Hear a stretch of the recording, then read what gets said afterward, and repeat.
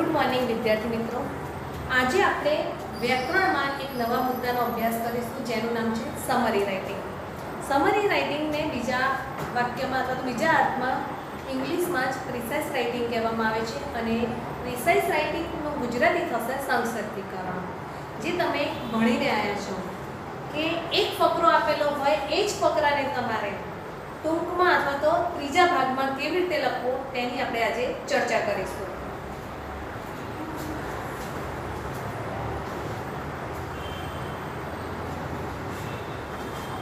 तो जो सौथी पहला तो अपने एना नियमो जोईए। तो प्रश्न गुजरातीना पेपरमां तो आपणे जोयेलो छे तमे आ प्रश्न अने गुजरातीमां तो आवडे तेवो तमारो जवाब पण हशे, परंतु अंग्रेजीमां आ ज फकराने तमारे 1/3 भागमां फेरवવાનું सहेલું છે।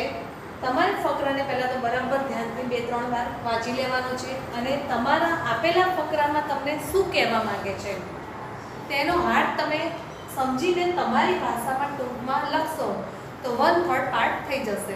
હવે કેટલીક બાબતો યાદ રાખવા જેવી છે, તો ફકરાને વાંચીને તેનો મધ્યમવર્તી વિચાર જાણી લો। યાદ રાખવા જેવું છે ને, તમારી રાઇટિંગમાં યાદ રાખવાના નિયમો અથવા યાદ રાખો કયા કયા પોઈન્ટ્સ છે તો મધ્યવર્તી વિચાર જાણી લો।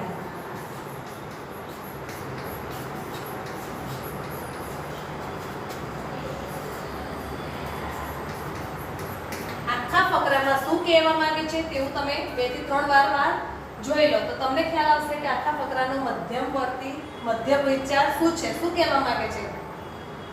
ત્યાર પછી ફકરામાં આવતા બીજા વિચારોને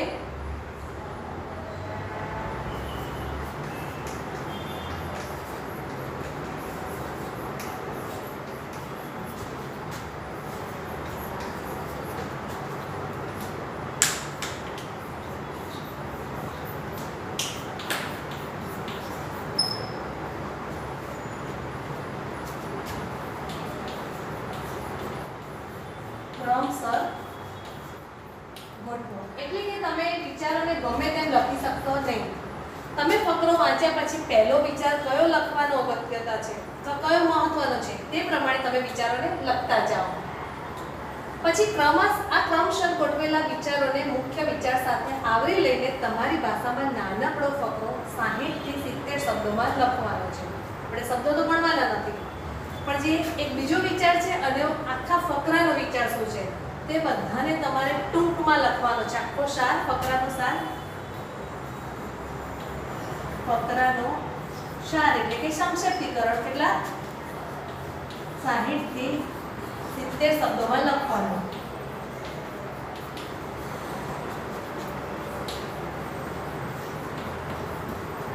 શબ્દોમાં લખવો। ત્યાર પછી આ ફકરાને આપણે શું કરવાનું છે, યોગ્ય શીર્ષક આપવાનું। યોગ્ય શીર્ષક આપવું। તમે આખો ફકરો વાંચો ધ્યાનથી એટલે તમને ખ્યાલ આવશે કે ફકરાને કયું શીર્ષક આપવું યોગ્ય છે। ફકરામાં આપેલા બિનજરૂરી દ્રષ્ટાંતો છે કે વિચારો છે તેને આપણે ફકરામાંથી કાઢી નાખવાના છે। એટલે બિનજરૂરી प्रसंगों के दृष्टांतो काढी नाखवा। તમને ફકરામાં એ સમજાવવા માટે જાતના નવા ઉદાહરણો આપશે, પર આપણે જ્યારે સંક્ષિપ્તીકરણ કરીશું ત્યારે દ્રષ્ટાંતો છે કે પ્રસંગો છે તેને અંદરથી લઈ લેવાના, કાઢી નાખજો એટલે તમારો ફકરો થોડો નાનો પણ થઈ જશે। કારણ કે એના માટે તમને ઉપર વાક્ય આપી દીધા હશે એક બે। ફકરાને ટૂંકમાં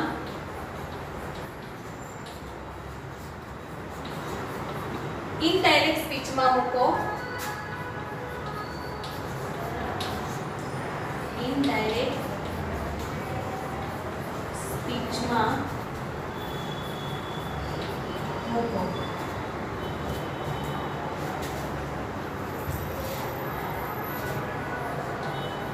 જ્યાં પછીનો નિયમ યાદ રાખજો, જ્યાં ખાલી માત્ર એક શબ્દથી ચાલતું હોય ને, એક શબ્દથી ચાલતું હોય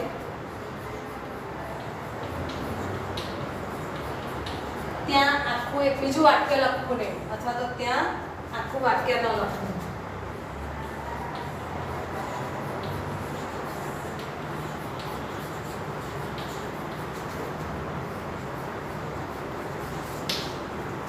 જો સમરી રાઇટિંગ છે એ પરીક્ષામાં પૂછાતું હોય છે, એની અનુરૂપ આપણે આ પોઈન્ટ જોયા છે કે સમરી રાઇટિંગ કઈ રીતે લખવામાં આવે છે.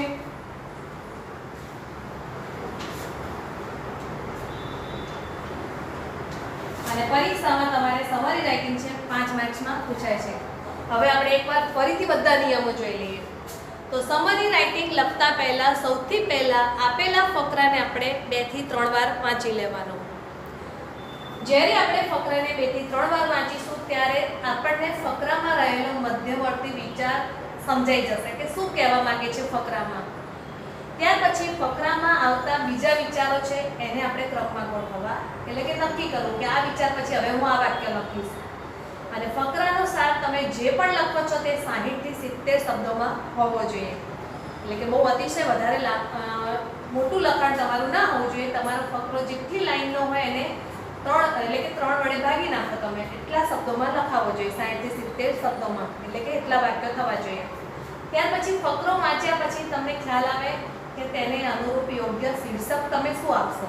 તો એ શીર્ષક અવશ્ય આપો, કારણ કે યોગ્ય શીર્ષક આપો છો તમે એનો પણ એક પરીક્ષામાં માર્ક્સ હોય છે, અને 4 માર્ક્સ છે તમે નીચે લખેલા લખાણના હોય છે. એટલે શીર્ષક જેવું આવડે એવો પ્રયત્ન ચોક્કસ કરવાનો.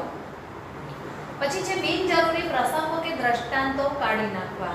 તમારા ફકરામાં કેટલીક વાર તમને સમજાવવા માટે નવા ઉદાહરણો આપ્યા હશે કે કોઈ પ્રસંગ રજૂ કર્યો હશે.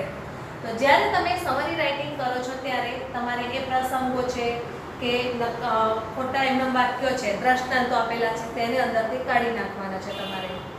ફકરાને બને તો તમારે ટૂંકમાં ઇનડાયરેક્ટ સ્પીચમાં લખો. ઇનડાયરેક્ટ સ્પીચમાં લખશો એટલે કે કોઈના દ્વારા થયું છે, બરાબર, કે એવી રીતે લખશો ને તો તમારા ફકરાને તમે સારી રીતે રજૂ કરી શકશો. અને જેમ કે ગુજરાતીમાં આપણે બોલતા જોઈએ છે કે એક શબ્દ ખાલી બોલવાથી ચાલતું હોય તમારું વાક્ય, તો તમારે અંદર ફકરામાં આપેલું આખું વાક્ય લખવાની જરૂર નથી. જેમ કે કોઈને કહેતા હોય કે જા, તો પછી તું અહીંયાથી જા એટલું બધું લાંબુ બોલવાની જરૂર નથી.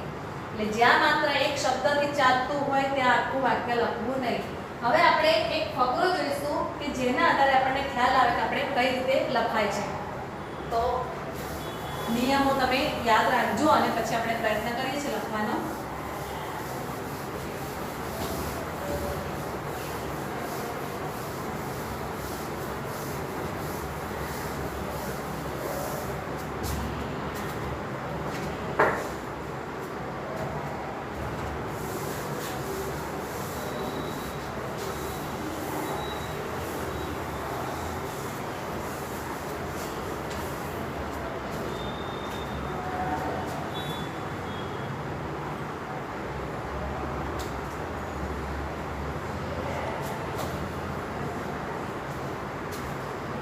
આપણે એક ફકરો કોઈ પણ એક લખીએ છીએ.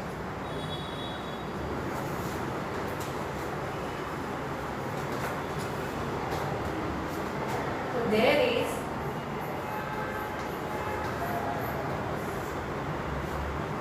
an enduring tenderness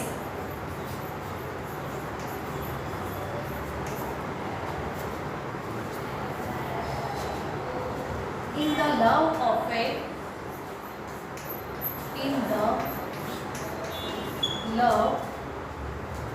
a mother of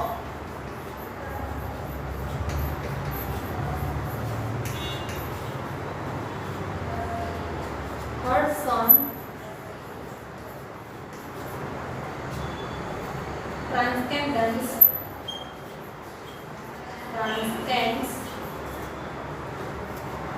all other affection,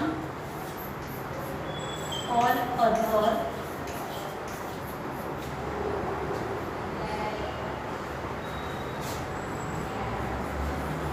affections of the heart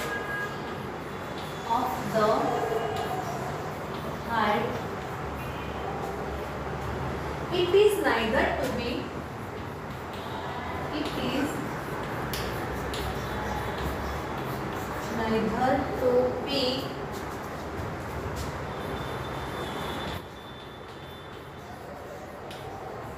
chilled by selfishness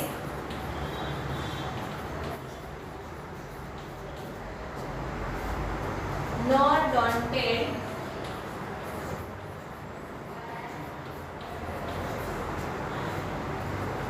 by danger nor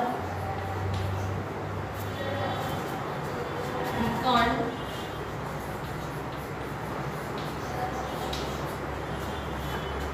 by worthlessness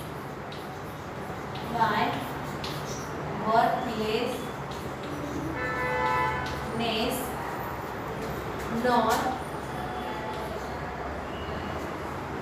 stifled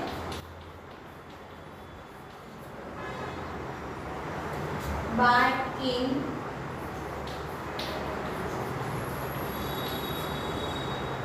ingratitude. She will sacrifice. She will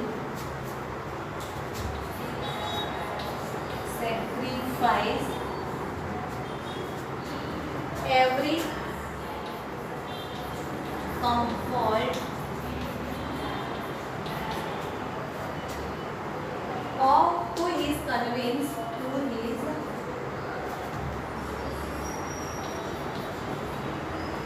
convince convenience. She will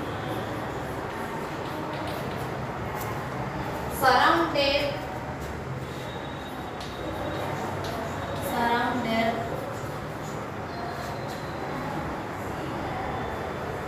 every pleasure to his every pleasure to his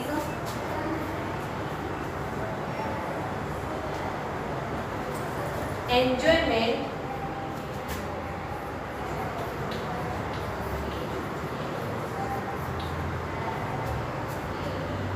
she will glory in his she will glory in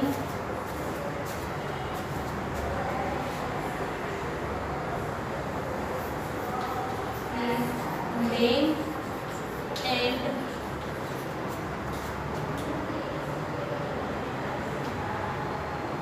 exalt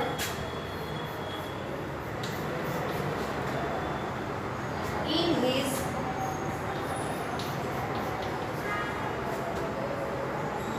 prosperity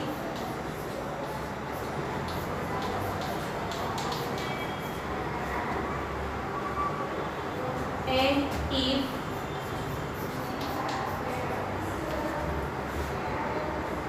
disgrace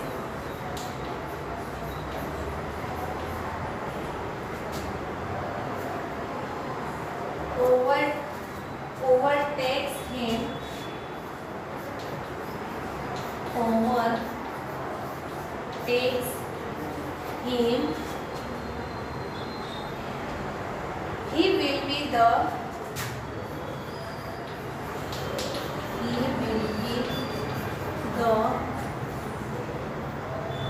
nearer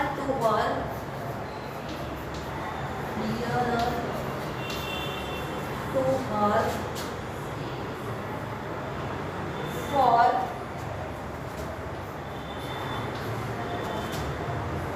misfortune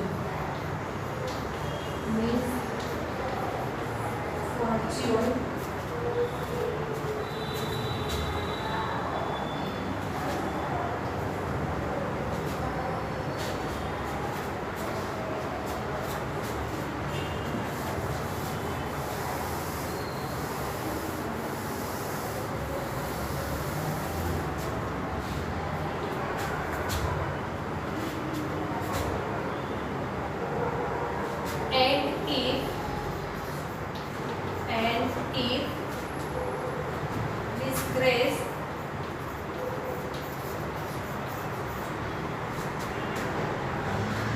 settles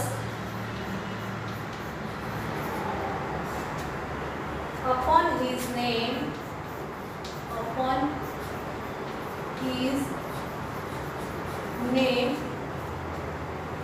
she will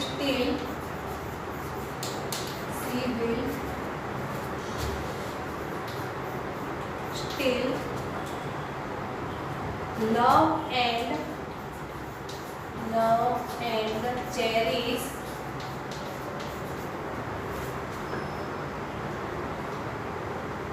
him in spite of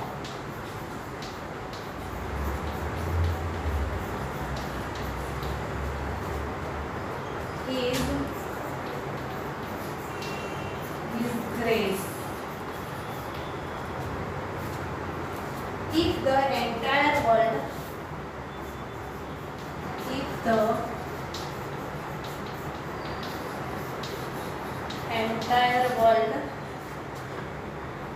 beside cast him off,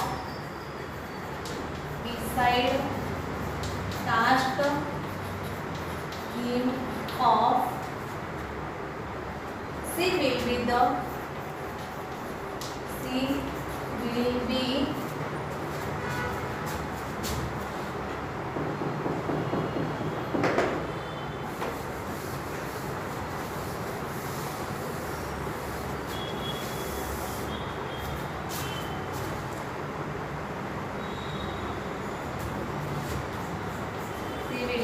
entire world to him.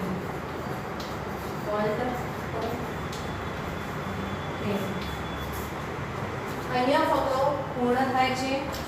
હવે આપણે જોઈએ છીએ કે આ ફકરામાં શું કહેવા માંગે છે અથવા તો કોની વાત કરવામાં આવી છે.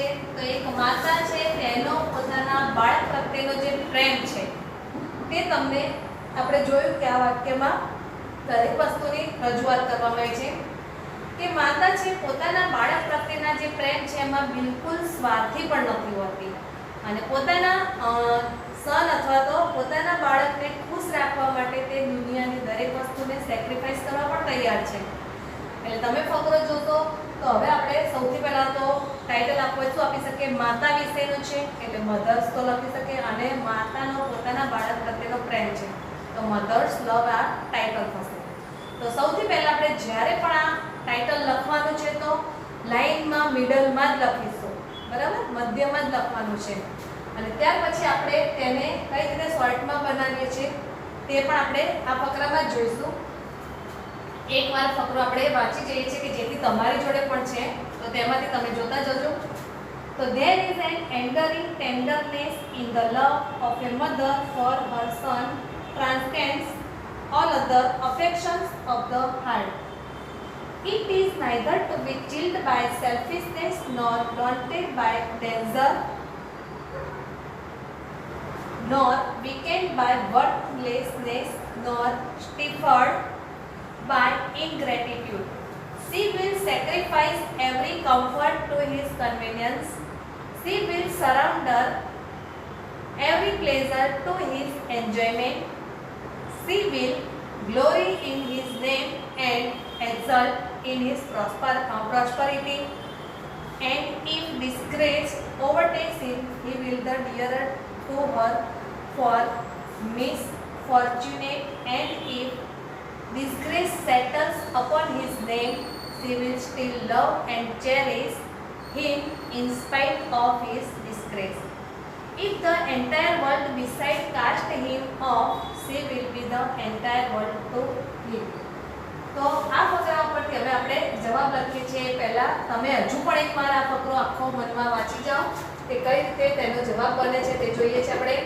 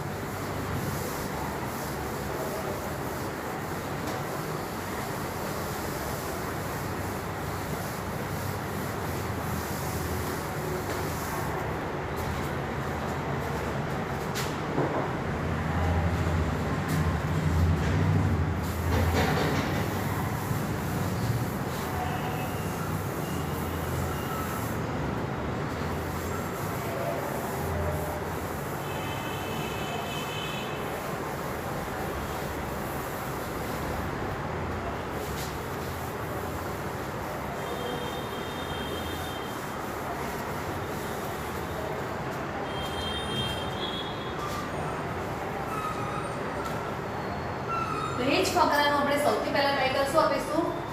તમારે બ્લુ પેનથી લખજો. ટાઇટલ લખવાનું છે મધર્સ લવ.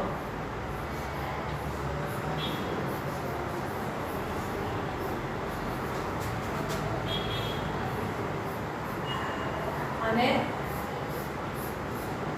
આખી લાઈનમાં વચ્ચે લખવાનું છે. ત્યાર પછી હવે આપણે એનો જવાબ જોઈએ છે કે કઈ રીતે લખાય છે. તો અ મધર્સ લવ આન્સર છે. પેરેગ્રાફ પાડી લખજો. A mother's love for her son being constant. માતાનો લવ છે હંમેશા પોતાના બાળક તરફનો એક ધારો હોય છે. surpasses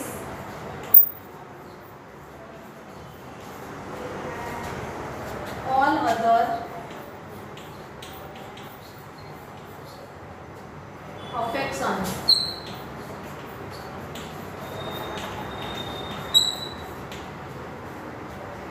A son's mistake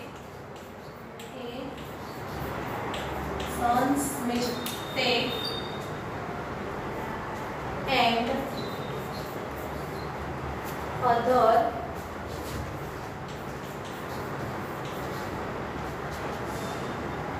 misfortunes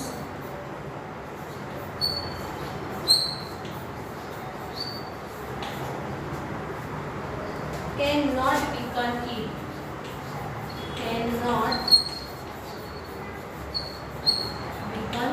it. When the world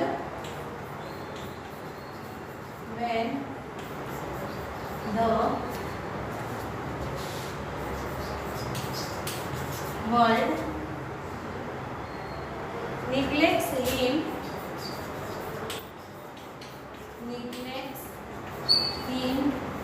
in his misery, the mother continues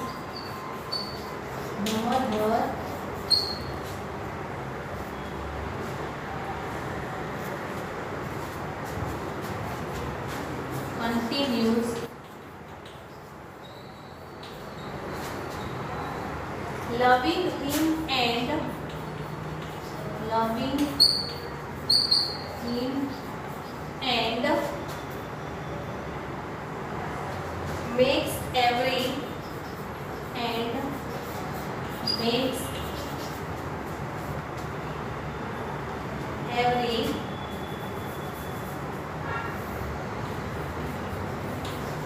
sacrifice. પૂર્ણ થાય છે. હવે આપણે એની ફરીથી ચર્ચા કરી છે આખા ફકરાની. તો સૌથી પહેલા આપણે જોઈશું કે માતાનો પ્રેમ જોયો આપણે આ ફકરામાં. હવે એ માતાનો પ્રેમ જોયા પછી આપણે જોઈએ છે કે એ જ ફકરો આપણે અલગ રીતે કેવી રીતે બનાવી શકીએ છીએ બહુ જ ઓછા વાક્યોમાં. Mother's love for her son being constant surpasses all other affections. તો માતાનો પોતાના પુત્ર તરફનો પ્રેમ છે કેવો એક ધારો હોય છે અને તેની ઉપર જે અન્ય લાગણીઓ છે એમાં પણ કંઈ ફેરફાર થતો નથી. એટલે એને પોતાનું બાળક હારે જીતે કે કંઈ પણ થાય તો એનાથી કોઈ જ તકલીફ નથી. તેનો પ્રેમ તો એક ધારો વહ્યા કરે છે. Son's mistake and other misfortunes can not weaken it. It અહીંયા શબ્દ છે લવ માટે વપરાયો છે કે બાળકની કંઈ ભૂલ હોય અથવા તો કંઈક બીજું નસીબ જોગે ફોર્ચ્યુન હોય તો એનાથી એના પ્રેમમાં કોઈ જ ફેરફાર થતો નથી. એટલે કે ઘટતો પણ નથી કે વીક પણ થતો નથી.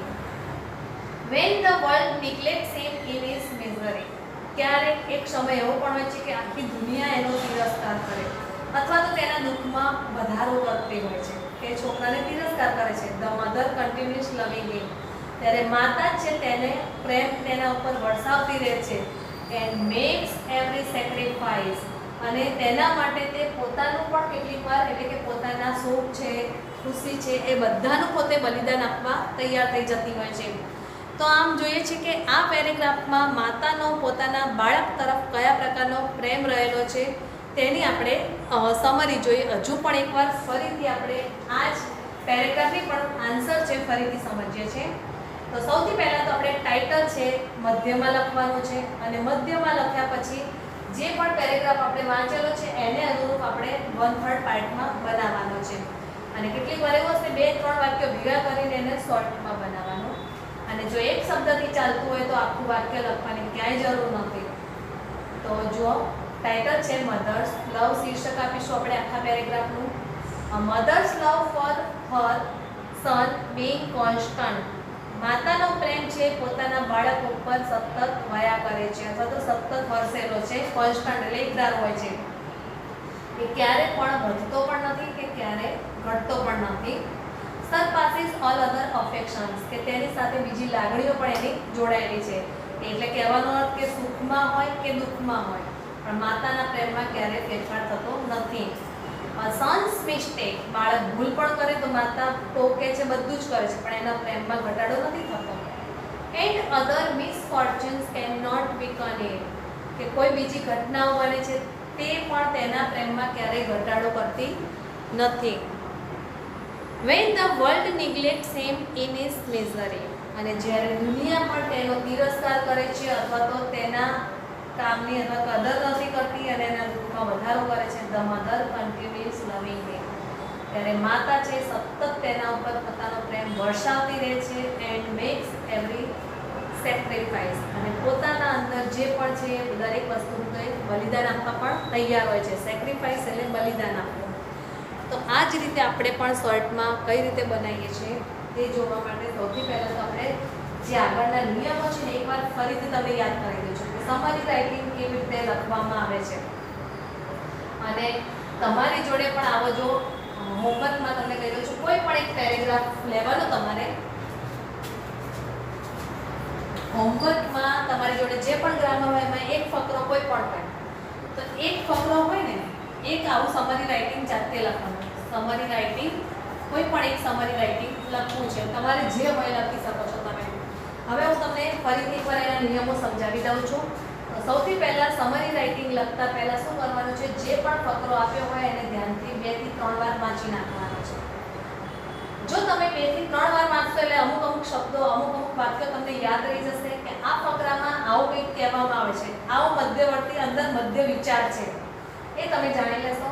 ત્યાર પછી એ સિવાયના કોઈ બીજા વિચાર હશે તો એ પણ તમને ખ્યાલ આવી જશે અને તેને તમે વિચારોને ક્રમમાં ગોઠવો. ત્યાર પછી ફકરાને આશરે કેટલા 60 થી 70 શબ્દોમાં લખવાનું છે. એટલે કે બીજા શબ્દોમાં આપણે કહીએ તો તમારા ફકરાને તમારે 1/3 પાર્ટમાં લખવાનો છે. અને 1/3 પાર્ટમાં લખ્યા પછી તમારે આ જ ફકરાનું યોગ્ય શીર્ષક આપવાનું છે. તમારા ફકરામાં જેની જરૂર નથી તેવા પ્રસંગો હોય કે દ્રષ્ટાંતો તમને આપેલા હોય તો તેને તમારે અંદર ફકરામાંથી કાઢી નાખવાના છે. આખા ફકરાને તમારે ઇનડાયરેક્ટ સ્પીચમાં રજૂ કરવાનો છે. અને જે જગ્યાએ તમને એવું લાગે કે માત્ર અહીંયા આટલા શબ્દોથી કે આટલાથી ચાલે એવું છે, એક વાક્યથી ચાલતું હોય તો બીજા 2 વાક્યો લખવાની જરૂર નથી. એટલે શોર્ટમાં લખીને તમે તમારા આ ફકરાને સમરી રાઇટિંગનો તૈયાર કરી શકો છો. એટલે હોમવર્કમાં સમરી રાઇટિંગ તમારી જોડે જે પણ હોય એ ફકરાને તમારે જાતે બનાવવાનું છે.